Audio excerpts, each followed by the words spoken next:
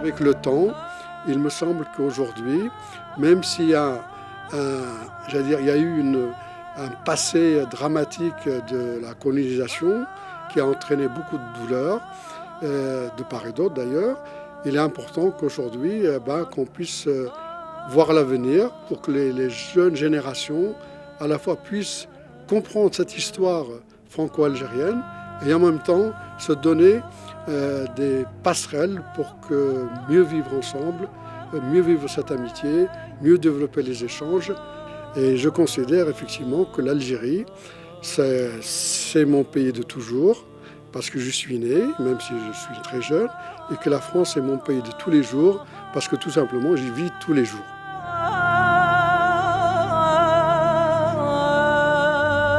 Nous sommes à Zelfana. C'est une ville de la région d'Imzab, là où se déroule la 3e édition du marathon. Je pense que le sport joue un très grand rôle dans la sphère politique. Il y a eu pas mal de conflits de par le monde qui ont été réglés à travers le sport. On se rencontre au niveau des Jeux Olympiques, on se rencontre... Donc je pense que le sport est une véritable manne pour libérer un peu ce monde de cette fermeture et favoriser les échanges.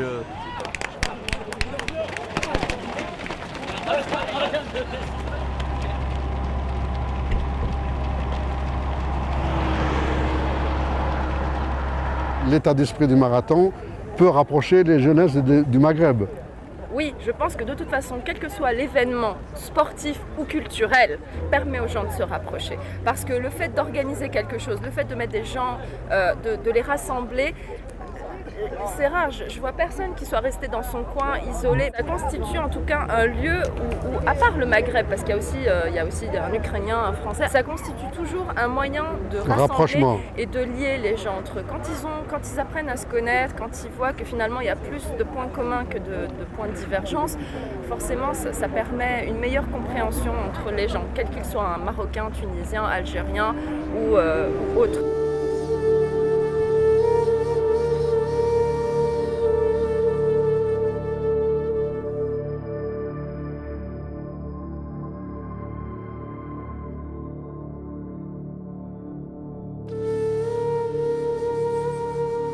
Le plus important pour nous dans ce marathon, c'est la rencontre d'autres gens, d'autres cultures, d'autres participants étrangers. Et c'est la découverte du désert et du Sahara. Ouais. La culture, les gens, la générosité des gens, aussi l'accueil de ces gens-là. Personnellement, ça me fait énormément plaisir.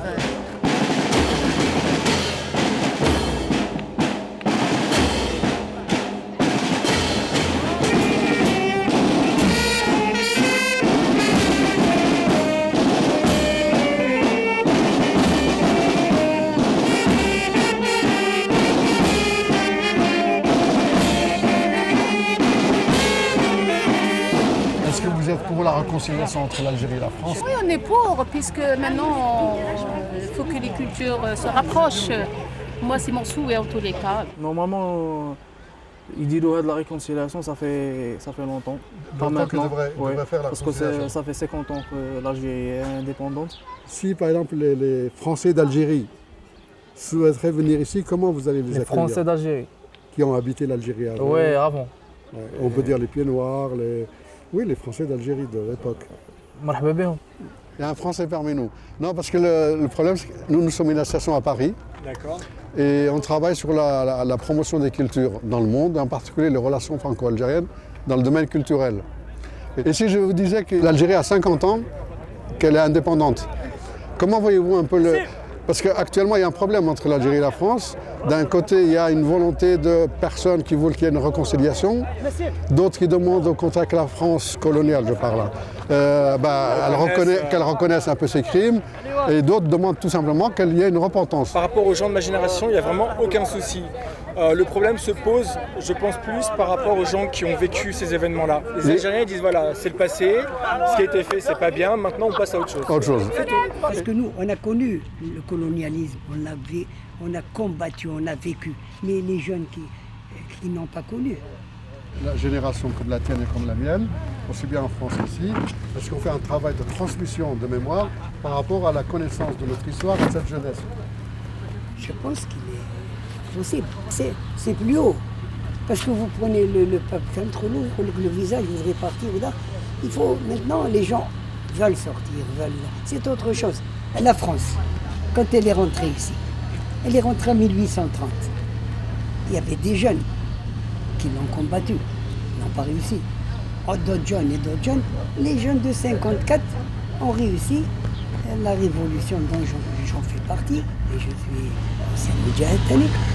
L'Algérie vient de vivre sa première semaine d'indépendance sous le drapeau vert et blanc. D'autant plus que, dans mon esprit en tous les cas, ce travail de mémoire, ce n'est pas un travail de revanche ou un travail de haine. C'est tout simplement permettre à cette génération, qu'elle soit d'origine française ou d'origine algérienne, de comprendre un peu cette mémoire partagée de cette histoire, pour tout simplement permettre à cette jeunesse de mieux appréhender cette histoire, pour qu'elle communique ensemble, à travers des échanges et à travers des projets culturels ou sportifs.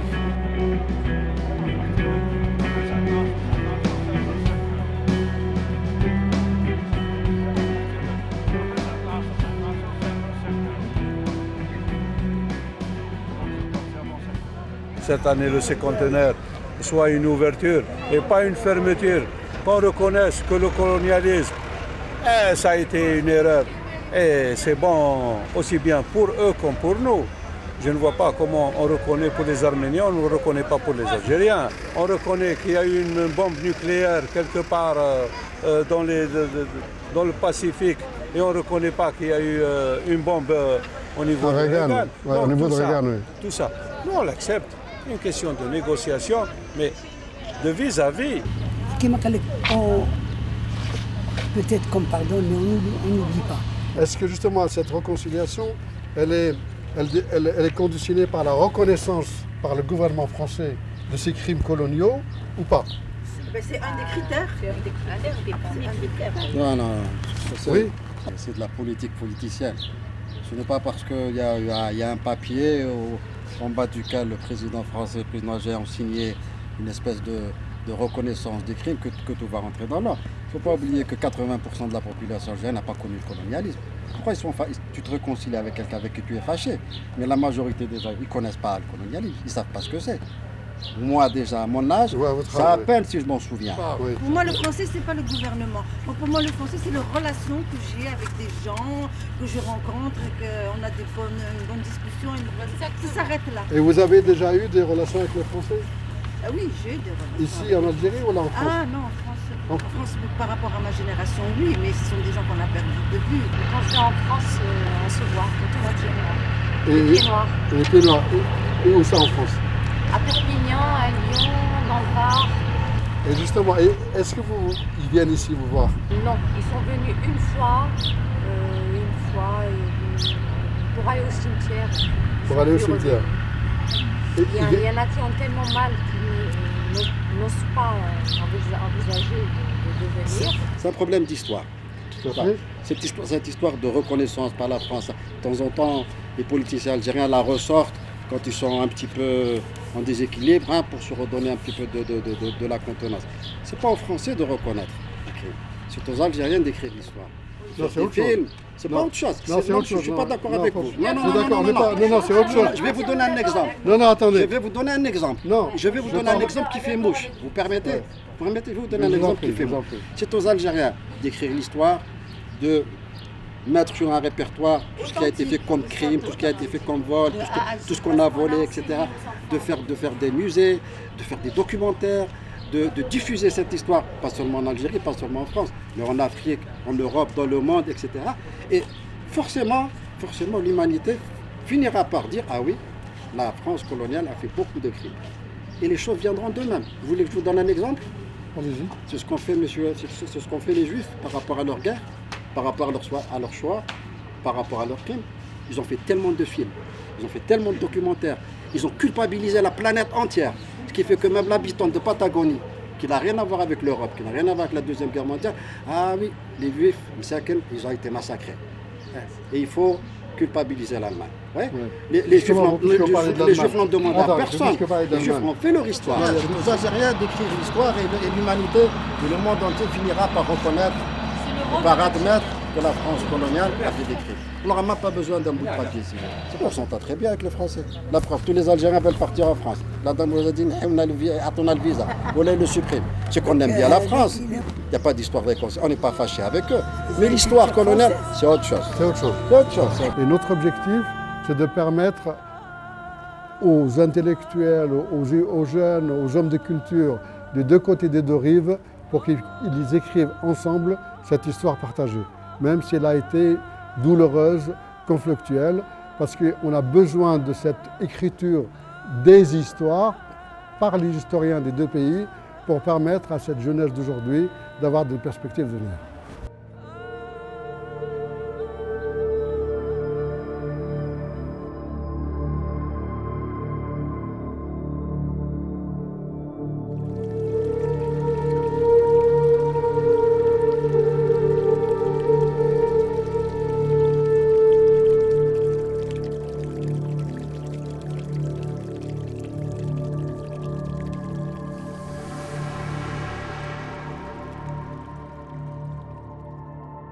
Bonjour. Bonjour, M. Rahim. Sauf, c'est l'occasion, puisqu'on est venu dans le cadre d'un marathon international qui se déroule à Zelfana. Donc c'était l'occasion de venir te revoir.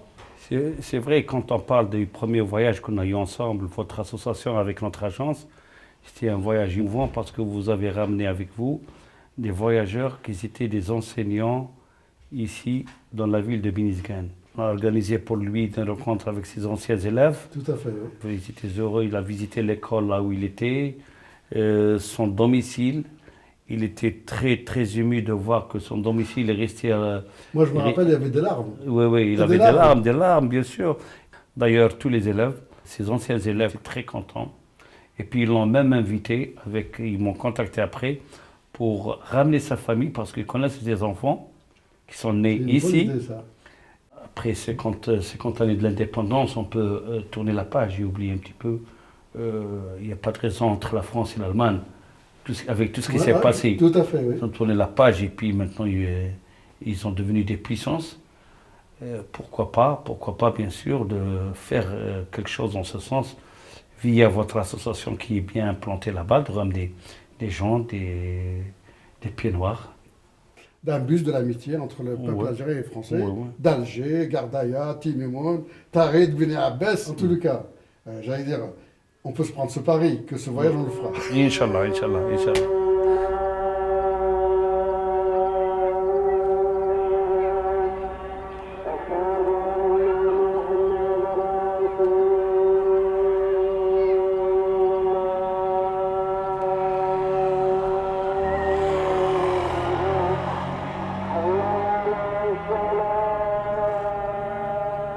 Le fait que je suis marié avec une Française, que je vis avec une Française, que nous avons deux enfants, d'ailleurs de faux jumeaux, Dunia et Samir, fait que, quelque part, nous avons commencé cette réconciliation au quotidien.